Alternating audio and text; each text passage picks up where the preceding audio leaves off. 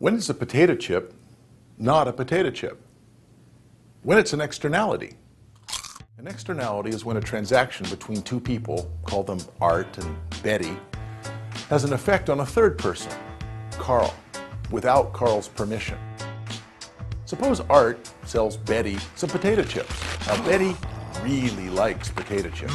She opens the bag, she's looking forward to eating the chips. As she eats them, she makes yum, yum, yum sounds. Just look at her, she loves it.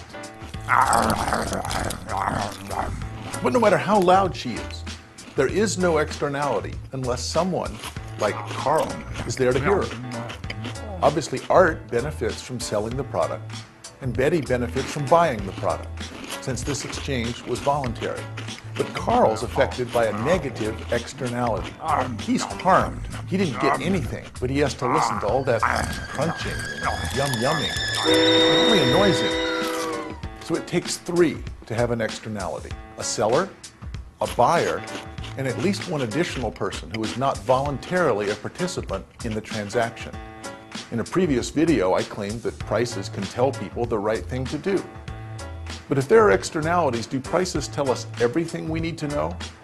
The answer must be no, because with externalities, the price of something and its actual cost are different. The price is the amount Betty paid to Art, but the cost is the amount Betty paid to Art plus the cost to Carl of having Betty crunch potato chips in his ear during class.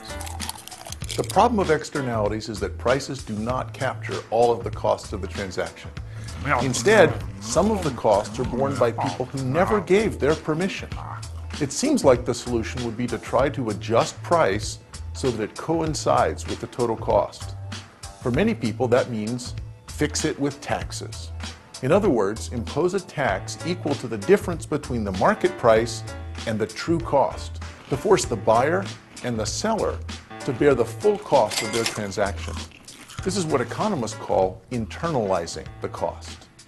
We may not need to resort to government action, of course. One way we solve externality problems is called manners. If Carl tells Betty her crunching is bothering him, she'll probably apologize and stop. Then there's bargaining, a solution proposed by R.H. Coase. If Carl complains, Betty might make a side payment, sharing her chips with Carl. Once Carl's crunching too, there are no externalities, only chips. Even if these solutions don't work, it may not be easy to fix it with taxes through state action. Remember, the problem is information. Prices don't contain the full information about cost. But where can accurate information be obtained? How can the state be expected to acquire more accurate information and then act on it effectively? The most interesting answer to these questions came from the original scholar to propose fixing it with taxes, A.C. Pigou. Pigou was a really smart guy and understood that guessing at the correct tax would be very difficult. Back in 1920, Pigou said, "It is not sufficient to contrast the imperfect adjustments of unfettered enterprise with the best adjustment that economists in their studies can imagine. For we cannot expect that any state authority will attain, or even wholeheartedly seek, that ideal. Such authorities are liable alike to ignorance, to sectional pressure, and to personal corruption by private interest, a loud-voiced part of their constituents, if organized for votes, may easily outweigh the whole." The fix-it-with-taxes solution often has unintended bad consequences. The government has a knowledge problem, just like everybody else.